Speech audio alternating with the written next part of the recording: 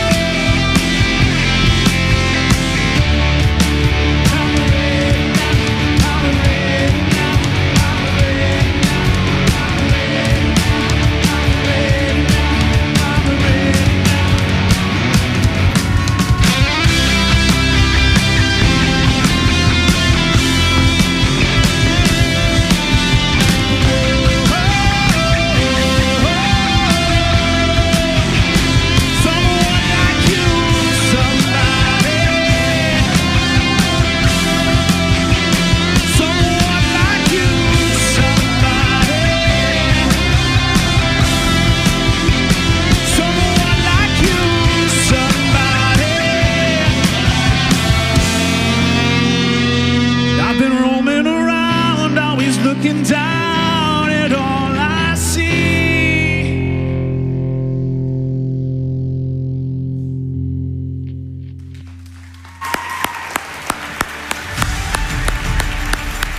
Hey, well, good morning, everybody. My name is Matt, and I'm the lead pastor around here. We're so glad that you're here. And I love that song and kind of the thought behind it, because we all need somebody along the way. In fact, I had a need somebody moment a couple weeks ago. Our family and some friends were up camping in northern Michigan. And you know what the most entertaining thing at a campground is to watch new people back their new campers in and laugh at them, right? You've experienced that. A couple years ago, there was an old dude with a sign that says, "I'll back your camper in for beer." That was pretty good. He got that off of some meme, I'm sure. Anyway, so, we were doing this. Well, one night, it's 10 o'clock, 11 o'clock at night. It's pitch black in the campground. This couple pulls up, and what I assumed was their brand new camper, and they try and back it into this small little spot, no lights, it's dark, and they're struggling. And you want to help, but you don't want to insult them. And finally the wife said, "Hey, could you guys help?" And it was so cool because everyone on our campsite and other campsites that, lights on, flashlights, phones are on, backing up, showing them what to do. We got them in, and she was like so thankful that they got there and got planted. And I thought, well, that's what this thing's all about, right? And here's what you need to know. We believe that this idea of coming to church and being part of a church is that we need each other. We need God and we need each other, and we think the light of the world is Jesus.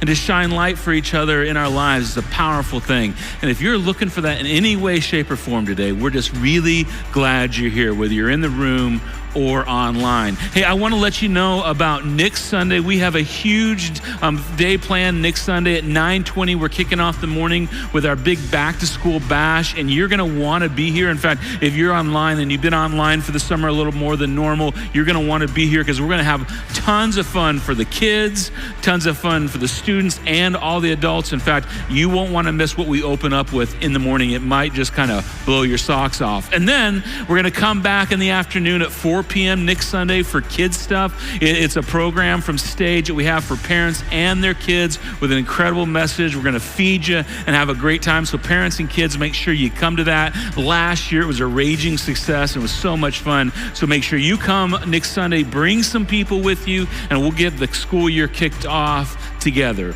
But for today, we're going to be here for about an hour. We're going to sing a couple really good songs, in my opinion, and then I'm going to share some things that are really important and essential for our church with all of you. I am so glad you decided to be here, and quite honestly, after being gone for a couple Sundays, I'm just so glad to be back with you. So if you all stand and let's sing our next song together.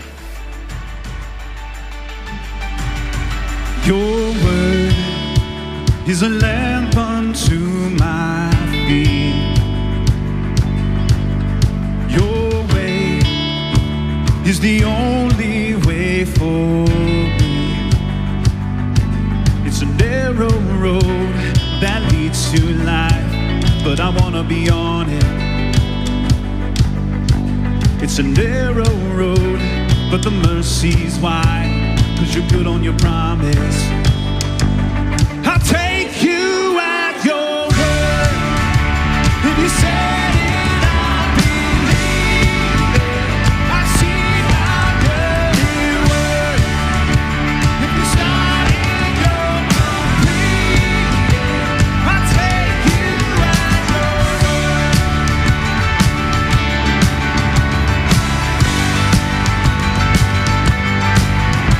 You spoke and the chaos fell in line. 'Cause I know, 'cause I've seen it in my life. It's a narrow road that leads to life, but I wanna be on it. It's a narrow road, the tide is high, but you parted the water.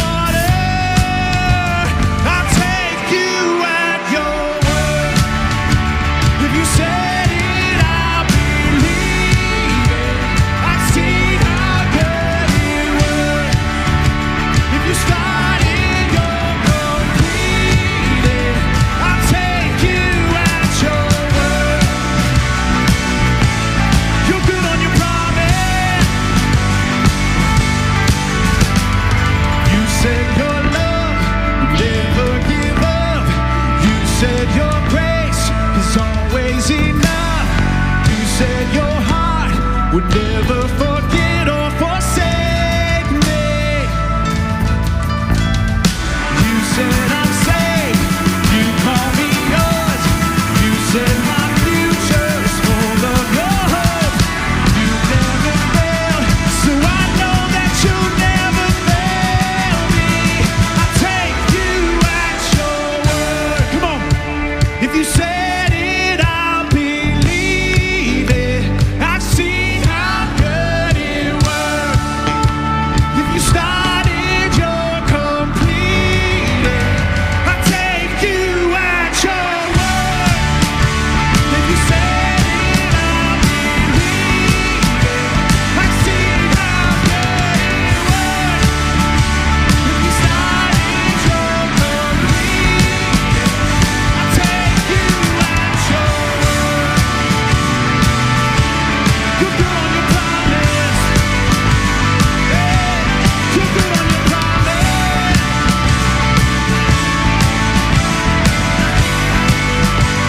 I'll take you at your word.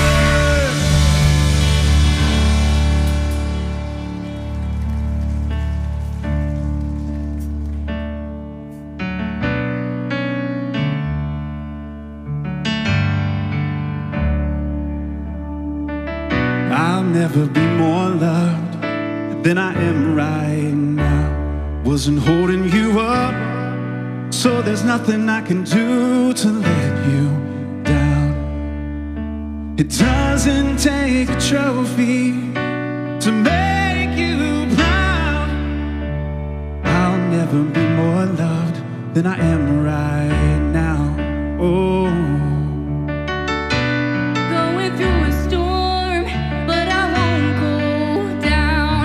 I hear your voice, hear it in the rhythm of the wind to call me out. and you would cross an ocean so I wouldn't drown. You've never been closer than you are right now. And you are a Jireh, you are enough. Jireh, you are enough.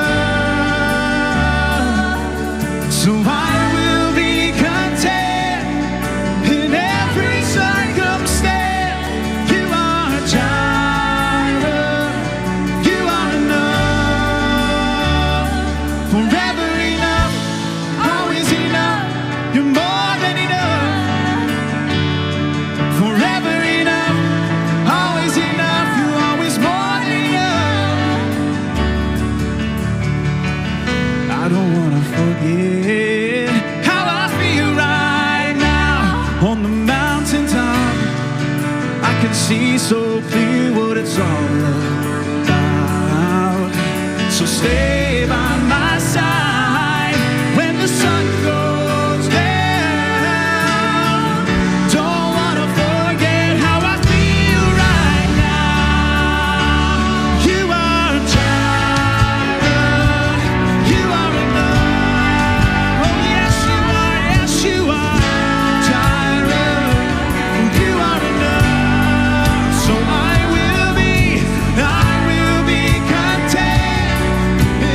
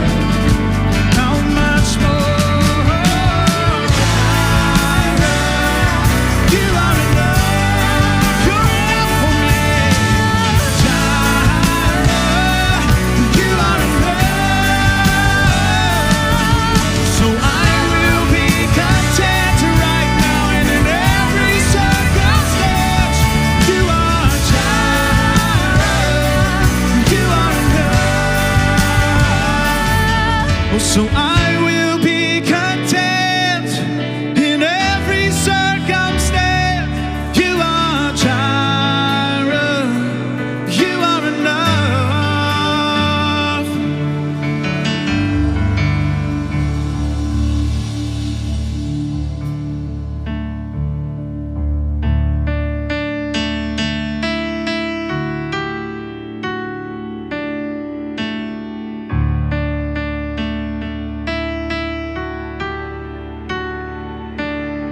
In the darkness, we were waiting without hope, without light, till from heaven you came running. There was mercy in your eyes to fulfill the law and prophets.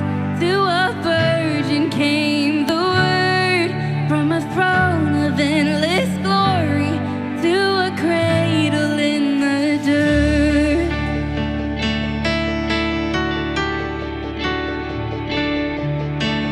Praise the Father, praise the Son, praise the Spirit, three in one. God of glory, majesty, praise forever to the King of Kings.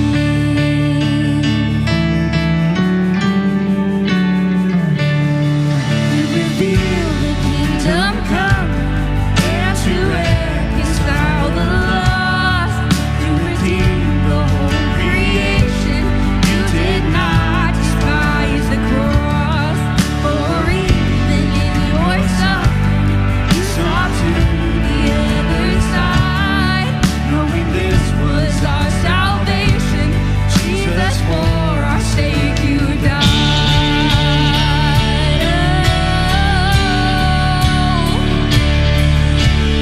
Praise the Father, praise the Son, praise the Spirit, three in one.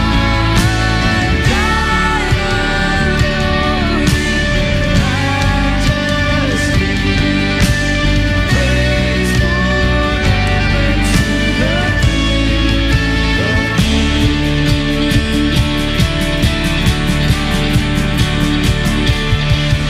The moment that you rose, all of heaven held its breath, till that stone was moved for good, for the Lamb had conquered death. And the dead rose from their tomb, and the angels stood in awe, for the souls of all who come to the Father are restored. And the church of Christ was born, and the Spirit lit the flame. Now this gospel to the whole shall not kneel, shall not fade. By His blood and in His name, in His freedom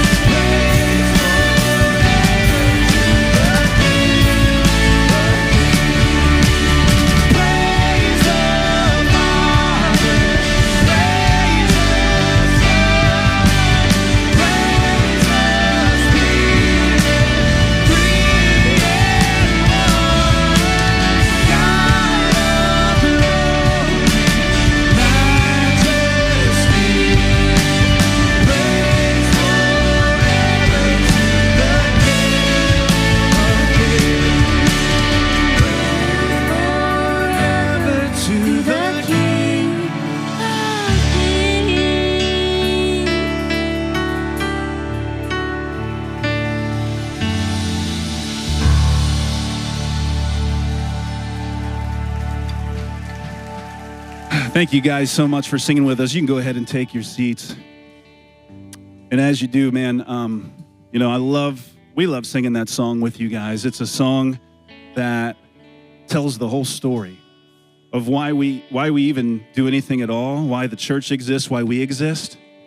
And it's a rescue story because we believe that God made us and that he loved us from the beginning, but that all of us, every one of us, is turned to our own ways. But God doesn't, and he never leaves us in our mess. He always chases after us, and he chased after me and you with his son Jesus, with the love that Jesus Christ showed us by paying the penalty that we should pay and taking our place, dying on the cross, so that me and you, so that we could have life and freedom, and we could, to use a church word that we sang in that song, to be reconciled, to be made right with God again. That's available to all of us, no matter what our past is, and that's really, really good news. And it is why we do church. It's why I love being a part of this church with people like you, so many people in this room and online who get that, who don't just show up and sit around and play church around here. We got skin in the game. You guys have skin in the game. And we appreciate that. It helps this mission of showing people God's love, helps it move forward. And I want to give a special thanks to those of you who are generous with your resources, with your finances. The truth is, none of this can happen in this context, in this place, without your resourcing. And so many of you do that so well. It's the jet fuel in the engine that keeps this thing going forward. And there's so much good happening right now at LifeHouse through you guys, because of you guys and what God's doing in people's lives. And I'm just grateful to be a part of it. If you are a part of LifeHouse, if you call this place home, if you've had your life impacted, your family's life impacted around here, and you've never taken the step to be generous with your finances to this mission, I want to invite you to do that. It's so easy to do.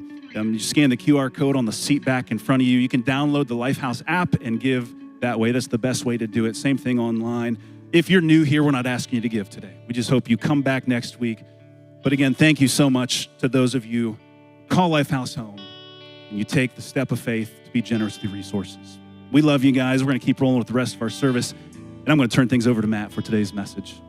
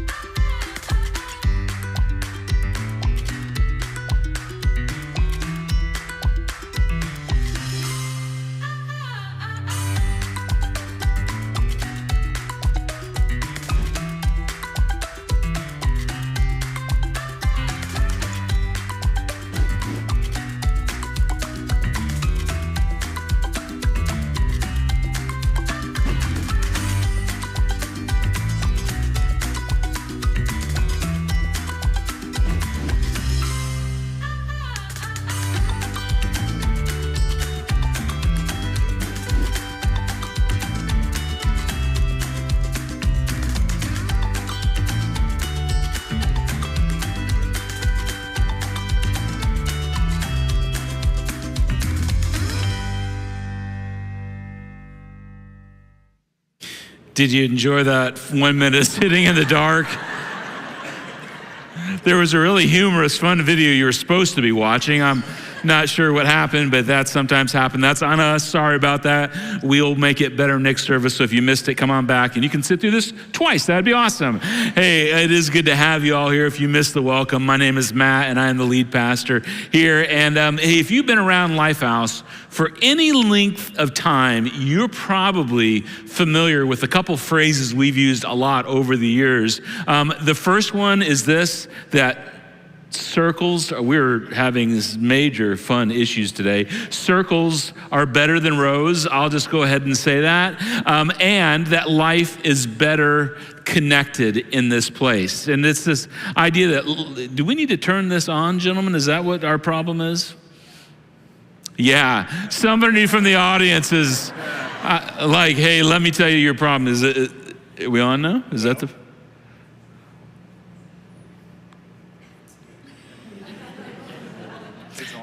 Yeah, it's on. So they'll work on that. Hey, I am going to need, if we're not going to make this work, I'm going to need my computer bag, and I'll stand over here. I've been on vacation for 2 weeks, and they wanted to see if I could do this on the fly. Anyway, so you've heard these two phrases, that circles are better than rows and that life is better connected. And you all knew that growing up, because in school you learn that, in high school you learn that, in college you learn that, because in high school you sat in rows, right? You sat in rows in math class and you listened to algebra because you had to learn algebra, and that's good. But as soon as the bell rang, you ran out in the hall and probably met your people and circled up with your people, and you thought, this is better than sitting in class because these are my people. And you know this because we all long to have people in our lives, to be connected with people along the way. It's a really big deal. So what I'm going to need you guys in the back to do, I'm just going to make an executive, I'm going to run the stage. If you guys can put my slides up on the screen, that would be great if that's possible, and forget the TV. Is that possible or not? If not, I'm going to need my computer and a table real fast because I do not have this memorized. So in any moment, you should see a guest services person running out here with my computer really fast, like light speed fast. Thank you. There you go. There's my man, Evan. Thank you, brother. Appreciate that. Here, let me give this to you. So here's the thing that probably catches me. For years, I've said things like, listen, we're gonna do things around here with absolute excellence, and we're not gonna, let things fall by the wayside. And every once in a while, when you have a technical glitch, it goes wrong. Now, I'm wasting time because I'm trying to get my computer turned on. And if somebody wants to bring me my glasses from the back room, that would be great too. Hey, listen, I don't always have it together. Hey, you guys love me. You really do love me. That's so good. Oh, okay, this is no lie. I just put my hand under the table, and there's something on that table. I don't want to know what that even is. Oh, I'm disgusted by that. I don't even know what that, wow, what a mess. Okay, hey, and my hip hurts this morning, so there's that. Okay, so you've heard, okay, let's get back into it because this is a really big deal. That circles are better rows and life is better connected, because we all have this desire to be connected in our life, to be known and accepted and loved. It is built into all of us. Now, what I want to talk today about is the idea that at LifeHouse, we call this community groups. And some of you have heard this term, community groups, not neighborhood groups, but authentic community where you know people and people know you. And our church is just so committed to this for students and kids and adults in every aspect. And the ABCs for us of community groups is accountability, belonging, and care.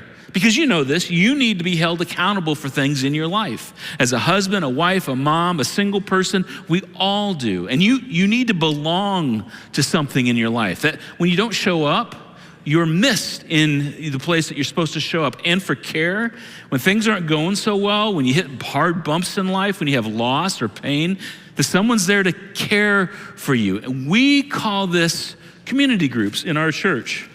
You got a wet wipe for me. Thanks, man. That's he got him from Wombaland. I hope that wasn't a booger. That's all I'm just saying. Oh, dear Jesus. All right, that's going over there. Okay, now we're good. All right. And so we call this community groups because we all need this in our lives. So in a minute, in this crazy morning that we're in, you can feel it, I'm gonna give you an opportunity to say, listen, I have some interest in a community group. But before I do that, I want to answer the question for our church, why community groups? Why have Tina and I been in a group since, the day LifeHouse was started, or even before that, where we gather with other people in their homes to do life together? Why? And I promise you, it's not because I need more friends, because I have enough friends. I don't need more friends. I'm not that, social of a guy. but it's because it does something in me and other people when we get together. And it's not because it costs less as a church for us to do community groups. We have to staff it. There has to be childcare. Just so you know, if you ever join a group and you get to the end of the group and you pray, no one passes an offering basket at the home that you're at for your community group. It doesn't pay for itself. And this is interesting. We decentralize the church a little bit by having groups in homes. Because when you show up here on Sunday morning, I control the content of what you hear. I do not control what happens in homes. And so for us, it's a little bit dangerous if you think about it. So the question is why? Why is it important to us? And it's important to us because we believe it's essential for you and your children and your students. And this is what set Jesus apart from all other religious leaders and all other religions. This idea of community. Now, if I could push a little bit, because I'm going to push a little bit today, maybe this is why your dad didn't like church very much. Maybe this is why church wasn't important to your family. And maybe for you, this is why church hasn't been important to me, because you came to church, but you just attended church. And you attended and you heard someone like me speak, but you were never challenged to follow Jesus. You were never accountable. You never were called when you missed things. And maybe you were never cared for because you didn't have a circle of people to care for you. And see, we do this idea because we know we need someone to push us to follow Jesus, but more specifically, to follow through with following Jesus in a circle as opposed to rows. And just so you know, I love our rows. I love Sunday morning. I really do. I love to communicate to you all. But in circles is where someone says, let's take what we've learned and do it. Let's take what we believe and live it out. And in ancient and modern religion, the goal has always been, when it comes to religion, to keep things in-house and vertical. Come to the house of God. You may have heard that growing up. Come to the house of God. If you're smart, you say, well, where are the bedrooms? Come to the house of God and just look up and be holy. And that's important and part of this. But it keeps God in a box and it keeps us in a box. I come and I attend and I listen, and then I feel good. And then if I feel guilty, I feel doubly good because now I'm feeling spiritual. All religions do that. Come to the box and look up. And Jesus came to reverse the order of that. And we find this out in this sermon that's so famous. It's called the Sermon on the Mount. It's probably the sermon that he preached over and over and over and over again. That's not natural for us as human beings. In fact, you're going to hear this and you're going to think, man, his audience must have been ticked off by what he said. The truth is, some of you might be ticked off by what Jesus said. Just remember, Jesus said it, not Matt. And Jesus shows up one day and he says this, do not think, remember, this is a big sermon. Do not think I've come to abolish the law of prophets. And probably some of the people in his audience sighed in relief and went, woo, because we thought with what you're saying, and it's so different and it's so new, Jesus, you've come to abolish the law and the prophets. And that was simply what they grew up with in their Hebrew Bible, but it wasn't a Bible like you and I have. We can carry it around or it's on our phone. It was scrolls of the ancient texts that were kept in the synagogues, that were read to the people, week to week. He said, I haven't come to do away with it. I haven't come to get rid of it. And I've just come to bring something so new and so different. It feels that way. I do not think that I've come to abolish the law of the prophets. I've come to abolish them. I've come to fulfill them. To which his audience was like, what do you mean fulfill? I've come to land the plane because the law and the prophets, and probably the Psalms is what he was talking about, have been a placeholder for the king, the master. And the master's here. The king has landed. The plane has landed. And I want to show you how to practice righteousness to its completion. The point of Jesus saying this, I think, is simply, I've come to save you by my death and resurrection on the cross and to show you how to live. And this was so offensive because, he just said, this is going to be really about me. And a lot of people were offended until he died. And then he rose and they went, he must be the king. And what Jesus does, he takes this vertical view and he says, it needs to be vertical between you and God, but I need you to make it horizontal. I need you to make it personal. And they probably are like, Jesus, get out of our business because this is just too much. And here's why they would have said that. He says, anyone who's angry with a brother or sister will be subject to judgment. Again, anyone who says to my brother or sister, Raka, which just means, you're stupid, is answerable to the court. So Jesus, you're telling us we're in trouble with God just because I get angry with someone? Like if I watch something on TV and I went, you're just so stupid. Yeah, I don't want you to have that heart. They can be wrong and you can say they're wrong, but when you're angry about it at someone, I don't want you to go there. And he goes on, there's more. He says, anyone who says you fool will be in danger, listen to this, of the fire of hell. Wait a minute, hell? Yeah, oh Jesus, I thought this was about pleasing God and pleasing God. It is, and one of the ways you please God is not to be angry and mean to people. So, if you think you're good with God, but you won't talk to your sister, you got to rethink that. But my sister, she's crazy, Jesus. I know she's crazy. But I need you to rethink that. It's not okay with your mom, your dad, your brother, your neighbor. I need you to rethink that. It kind of goes like this. If you get all the kids in the car and you pull up to church for the 9:20 service and you're actually early, which means you're an anomaly at LifeHouse. You're actually early and it's 9:15 and you're sitting in the car and you're like, all right, let's all go into church. And you remember that you have a problem with your brother or sister or friend or coworker or even your enemy. I need you not to go to church. Literally, this is what he was saying. Turn the car back on, drive to their house, and somehow reconcile your relationship. Isn't it crazy? It's so extreme. Well, I thought I was supposed to be in church. You are. But first things first. He would say this in their context. If you're in the temple offering a sacrifice to God, like the most important thing you can do, and you remember you and your brother have a problem, here's what I want you to do. I want you to leave your gift in front of the altar and first go and be reconciled to them, then come and offer your gift. Wait, you want me to put them ahead of God? No, the way you put God first is to put people first. And it's opposite of what many with them had been taught because the law had been so distorted. And the truth is, it's the same way today, but the king is here. And the king is going to bring amazing clarity. Jesus would go on to say, you've heard that it was said, you shall not commit adultery. And they're like, really? We can commit adultery? No, that's not the direction we're going. No, it's going to go so much farther because your heavenly Father doesn't just care about your physical self. He cares about your mind and your heart and your emotions and where your eyes go.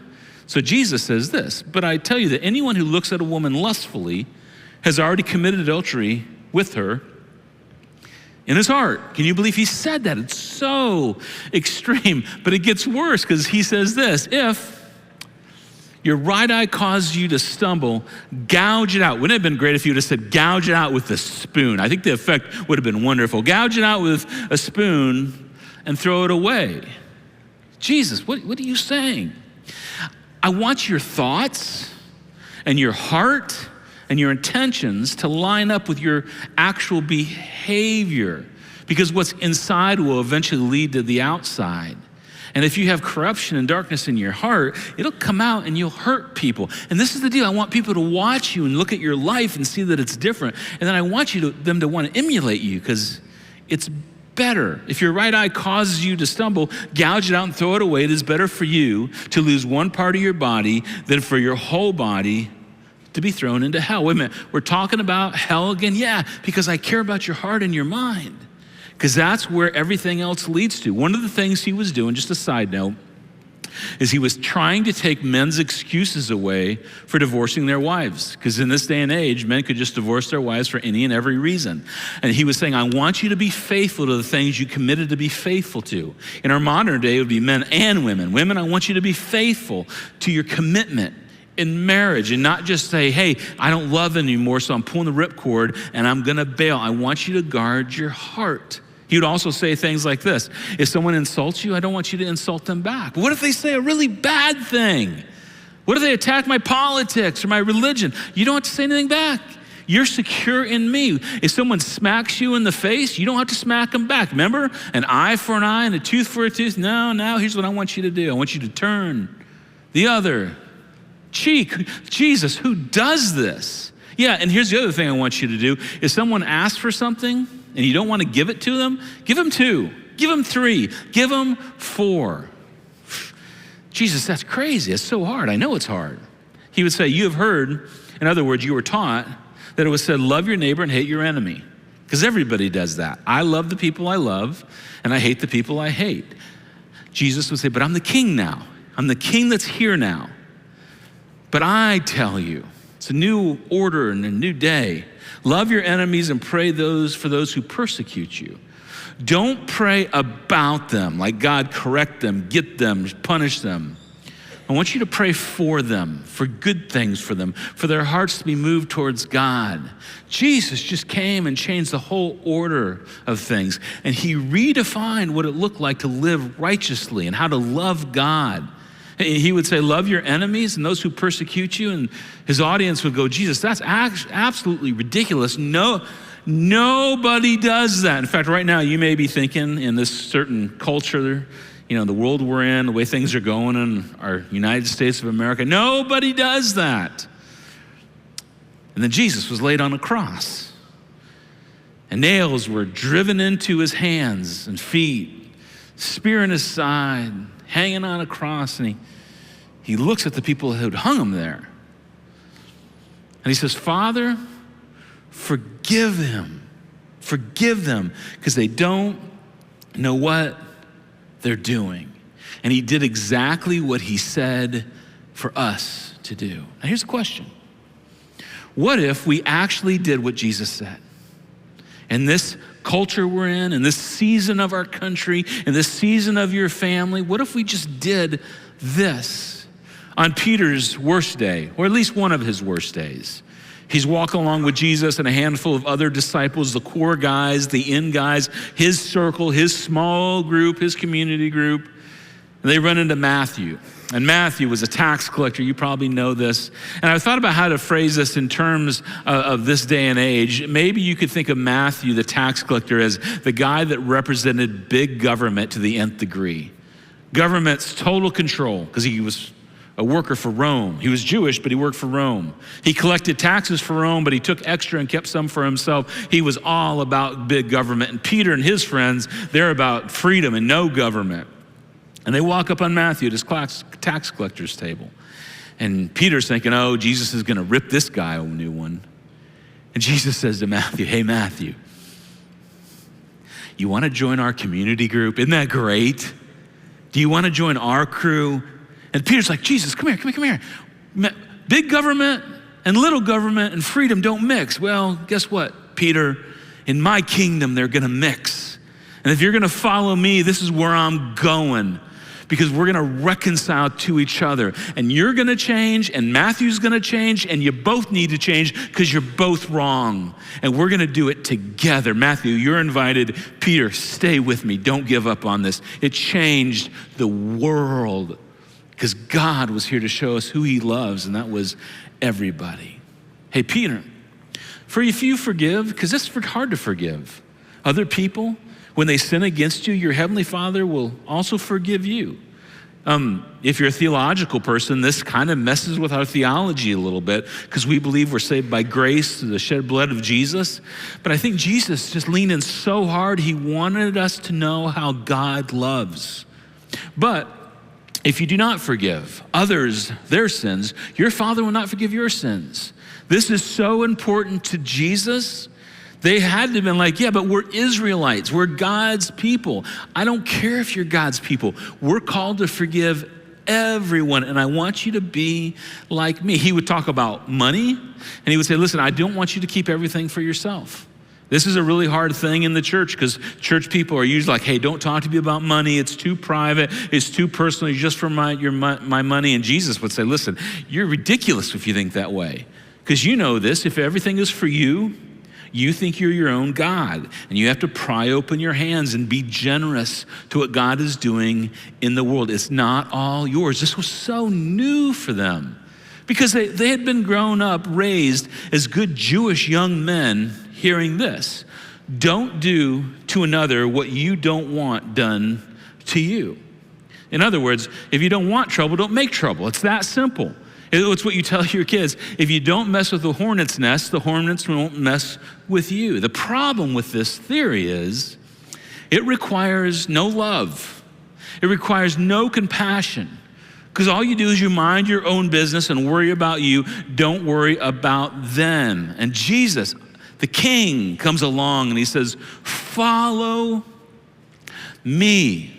And this is where sometimes I get it wrong, you get it wrong, and the church has certainly got this wrong along the way. Follow me in what, Jesus? In everything. In your circumstances. I want you to follow me. Remember what I just told you about your enemies and forgiveness? In your home, in your work, in your politics, with the people on your street. I want you to follow me in everything. Do to others. Take the initiative. Take the opportunity to do something, what you would have them do, like how they would respond to you if they were in your shoes. This is brilliant. What you would have them do to you, for this sums up the entire law and the prophets. What? Yeah, this fulfills everything. If you do what I'm telling you to do, it fills everything up you've ever been taught. Like that, you know that Good Samaritan story where the Samaritan is hated by people, but he helps a Jewish person after the rabbi and the priest ignored him. Yeah, I want you not just to be amused and entertained and post it on Facebook and put your hand over your heart and feel warm and fuzzy. I want you to do it. I want you to believe what I'm telling you and then live it out. You know, Jesus, how serious are you? Jesus would say, I'm so serious, I want to tell you about an outcome of doing what I'm teaching you. He says, therefore, this is all in the same sermon. You can read it, Matthew 5, 6, and 7 when you get home today. Anyone, therefore, who hears these words of mine and puts them into practice is like a wise man who built his house on the rock. Some of us sang this song growing up at the wise man built his house upon the rock. He heard and then he did what he heard. It took a lot longer because it takes a lot longer to build on stone than anything else. But what he built on Jesus' teachings, it lasted. The foolish man, he heard. He sat in church. He shook his head. He took notes. He talked to his Bible study about what he heard in church, but he didn't do it. He built his house upon sand. And the hard things came and it just all fell apart. And Jesus is saying, listen, I've come to bring you into the kingdom of heaven, but I'm going to ask you to do some things so your foundation is strong. And Jesus would show us the way. Like lepers in those days. You know lepers. Your nose falls off, your fingers fall off, you eventually die.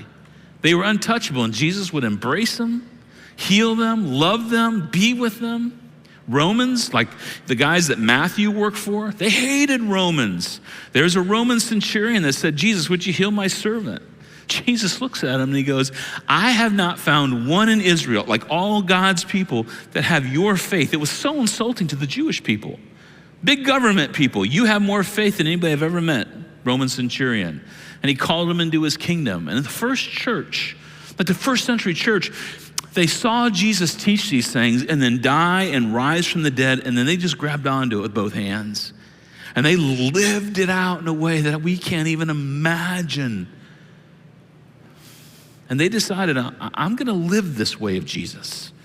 And I'm going to give the way of Jesus. And I'm going to forgive the way of Jesus. This whole one another thing, the way we're doing it. Here's the amazing thing. It shook an empire. And they never had a political candidate. And they never voted for anything. And they were crucified on crosses and burned at the stake. And they gave up their lives. And it changed everything. And the most unimaginable thing happened. Rome, like Nero's Emperor Rome, who burned Christians alive and fed them to the lions. These awful stories 3 centuries later.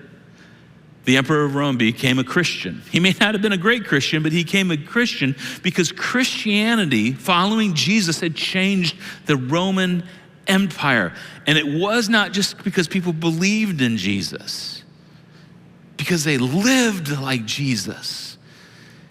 And it evolved and it changed the world. And then the weird thing, it evolved back to what it once was, and it has. And it's the reason some of you gave up on church, because the church recreated everything that Jesus came to dismantle.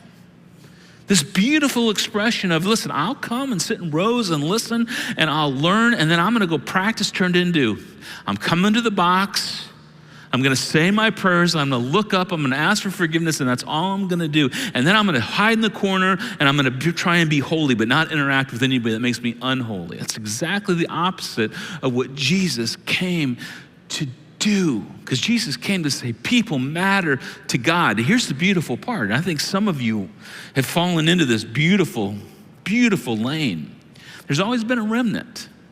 There's always been a remnant of Christians, of Jesus followers that went, I'm not just going to look up, although that is important. And I'm not just going to attend church on Sunday and Wednesday and Sunday night, although that can be important. I'm going to live this out, and I'm going to be a doer. And here's what my suspicion is, that a whole bunch of you want to be part of that. You're not sure, and it's hard, and you're like, ooh, it's going to take a lot, but you want to be part of something that matters in this world that it's starting to feel like not a lot matters anymore. And you want to be a part of what the King is doing. So here's a question for this morning. How's your doing going? How are you doing with your doing right now? And just so you know, doing more doesn't make God love you more and makes God love you any less. But he did call us to do what he taught. How's your doing? And are you doing? And my favorite expression when we talk about this, or are you just mooing? Do you guys know what I mean when I say mooing? You know that deal where I say something really like you like and you go, Like I had people like, hey Matt, why do people moo in church? It's because they're like, right? You moo, you take notes, you share at your Bible study, and you don't do anything with it. And that's why we're convinced a circle is different than anything like that, because a circle, you're like, hey, we're not just going to listen. We're going to do. And here's the thing. I've been gone for the last couple of Sundays, and a lot of you have said, and I appreciate this, so I don't want to make light of this. Oh, we're so glad you're here. I'm grateful for the fact that you all like me, I think. And if you don't, just don't tell me. It'll make me feel better. But the purpose is not for you to like me or to come because I'm here. The purpose is for us to follow Jesus and go where he went and do what he said and act like him. And here's the thing, you need people in your life that are gonna cheer you on to do this. The question for that is, does your faith have feet? Does your faith have feet? I think about my life in an area that I had to wrestle to the ground. When we started LifeHouse 18 years ago, I had come out of a little bit of a rough church experience. And I was all about our mission of reaching people, creating a church that unchurched people love to attend, but I also had a little bit of vendetta in my mind, like I'm gonna show them, past church people that I'd run into. I'm gonna show them how this is gonna be and I'm gonna win. And I can be an I'm gonna win kind of person. I will truck over people if I'm not in check almost every day of my life. And I was angry and a little bitter at some church stuff and some church people in my life. And I wanted to win. And we were winning as a church. We were growing fast. People were coming. But what I needed, because I was saying the same thing then that I'm saying now, I needed somebody to say to me, Matt, are you willing to practice what you preach? Will you practice what you preach? And so I had some friends I was doing life with, in a circle with. And they listened to me and they empathized and let me talk it through. And then finally, one day, one of my friends said to me, Matt, you do know that Jesus called his church his bride. How would you like someone to talk negatively about your bride? Well, I would just go show them what's up and tell them and let them have it. Yeah. Well, you're pretty negative towards some people that are Jesus's bride. They may be wrong or they may have done some stuff that's not right, but I had some church hurt. But as soon as he said that to me, something in my heart changed and I started to go, oh, I'm gonna let that go. I'm gonna forgive. I'm gonna stop thinking about it all the time. God, help me walk away from that. And I need those group of people to keep me accountable. That's why we need each other. Because life is hard and it's complicated. And we're tempted sometimes just to give up. And let's just be honest, sometimes you all come here and I make it sound easy, right? I mean, I'm just like, hey, just follow Jesus. We'll see you next week. Do you ever feel like that? Just follow Jesus. It's not that hard. Just follow Jesus. And then you go home and you have to deal with your parents. And they're hard to deal with. And parents, you're hard to deal with because I am one, right? Or you look across the table at your spouse and your marriage is really hard, and you think about the words of Jesus about being faithful to your spouse, and then you think about what your flesh wants, your desires want. Or maybe your business has gotten really hard right now. Or your workplace, and you want to be angry and bitter and close your hands. And it's hard.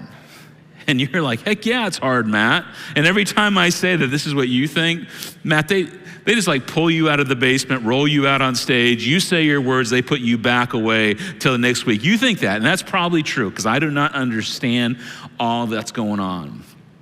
Here's what I know. There's some people in our church that understand what you're going through because they've been through it. They've experienced it, or they're going through it right now. And you need them. And they need you because this is hard. And here's a hard reality.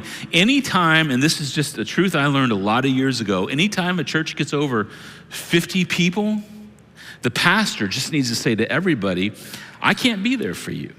50 people.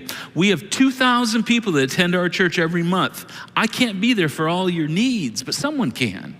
And I love to hear the stories like when middle school parents, we got some middle school parents right now that are sending multiple kids to middle school, and they're all in a group together, community group together, and they're talking about how weird middle school girls are and how bad middle school boys smell. They are. And they're trying to figure it out together. And it's like, oh, we're just hand in hand, holding on, figuring this out. And I went, that's what community is about. Maybe you have a blended family. And it's hard to figure out blended families. We have blended families that are doing life with other blended families and community groups, and they're figuring it out together. I just heard about a professional person in the community group that was just working way too many hours, 60, 65 hours a week. And somebody in a group said, hey, you probably ought to rethink that because your kids are young and they need you. And this person is reorienting their life around what's most important. Can I ask you a question? Because I'm asking myself this right now in my stage of life. If you had something you need to change or make better or do differently, do you have someone that would walk with you through it and ask you about it? Maybe that's why you need a group. And for some of you that are more seasoned, you've been through it, you know some stuff, you're a leader, you should probably consider maybe being a group leader, a community group leader, because you have something to share. And you would be surprised that you might have something you don't even realize to share. Kind of like one of my favorite people in our church, Sue Wehage. This is Sue right here. This is her group of ladies that she leads in our church. And I was thinking how to say this. This is a group of more experienced ladies that are in the stage of life. And I can say that because I am in that stage of life. And the other thing I want to say about these ladies, you get them together and they will cause a ruckus in a restaurant. You just need to know that. But Sue leads these ladies. She's her small group leader, and they're a wonderful group of ladies. Here's what else you need to know about Sue. Not yet, JR, go back one. Here's what else you need to know about Sue. She works in guest services. She also works with battered women in our community. Think about this. She's retired. She could be doing anything she wants, and she's given her life away. Not only is she leading this group, now you can change the slide, she's in this group with other couples. That's Sue's husband, John. This is a group led by Bob and Barb Stanley, another more experienced group of people. I just don't know how to say that better. But I wanted to show this to you because we highlight all the time, kids and students and young adults. But we also have this group of, more experienced people like me in our church that are just deciding we're going to do this stuff. We could cruise. We could hit autopilot. We're not. We're going to engage because we don't want to just hear what Jesus said. We want to live it out. Sue's a hero for us. So are the other people in that picture. I want you to be a part of that. I don't want you just to come and sit in the seat every Sunday. And I know it feels good. And I know the music's really good. And I know some of you like me and I don't know why. But that's not the end of it. What you need, what I need, and I'll be the first, I desperately need this. I need accountability. So do you. Even if you're not a Christian, you need accountability. You need somebody to go, hey, that may not be what's best in your life. And you know this because you teach your kids this. You need to belong. And we're a big, big church. It's easy to get lost in a big church. This is how you make a big church smaller. And you need to care. Because when you're sick, when things are hard, I'm probably not going to know about it. You just need to know that. But you can have some people in your life that will be there to care. And all this Jesus following, maybe this is where we miss this as a church sometimes. All this Jesus following, it's hard, it's challenging, it's difficult, it costs something. And God has given us his word and his spirit, but Jesus also said you need one another. And if you're going to practice what Jesus preached, you're just gonna need a circle. You're not better than Jesus, and I'm not better than Jesus. I'm not smarter than Jesus. And he said, you're gonna need one another. And here's the cool thing about our church. We have all kinds of groups. We have men's groups, and we have women's groups, and we have married couples groups. And we want you to find a group in our church if you're ready. And I think if you go here, if like this is your church, you should consider being ready. If you're visiting, you just need to know this is how we roll, because we want it to be different for all of us. Now, information-wise, group launch, when we launch our next group, is September 8th. And the way you let us know you're interested in the group launch on September 8th is, well, you know, there's a QR code in the seat in front of you. That's how we do a lot of things. There's also the church app. You pull up your church app. It says community groups. You're not committing to anything. You're just letting us know you're interested, and we'll help you along the way. If you're here physically, there's some people in the lobby that says community groups on a wall in the middle of the lobby. Just go, hey, I don't know how to use my phone, and my kids aren't here. Help me get in a group. I hear that from my mom all the time. Love you, Mom. I'm on your team every time. And if you're online, there's a link in the chat box if you can't figure anything else out. But we want you to be a part of it. And if you're in a group right now and you've kind of taken this summer off, it's time to engage. Call your group leader if they're not doing their job and say, hey, we need to get going again. We need to engage because we need each other. And let's not just be hearers of what Jesus taught. Because I'm going to tell you what Jesus said, and it's going to be difficult, and you're going to be frustrated. But let's not just hear it. Let's do it. And we may not change the world, but we might change our little part of the world. You might change your little part of your world, and you might have some little eyes that look up at you, and man, they might be really thankful that you decided to have some accountability and some belonging and some care. So, you got your action orders, you know what to do. And hey, even if this is difficult, we try to make it easy and you're a Christian, don't cop out and just go, I couldn't figure it out. Just pursue it until you find it. And we'll do our best to help you. Next Sunday, we're starting a brand new series. It's called Icon. It literally is about the way of Jesus. And you're gonna need some people to help you walk through what we're gonna talk about over the next 4 weeks. Sign up for a group, be a part, love you all. You are dismissed.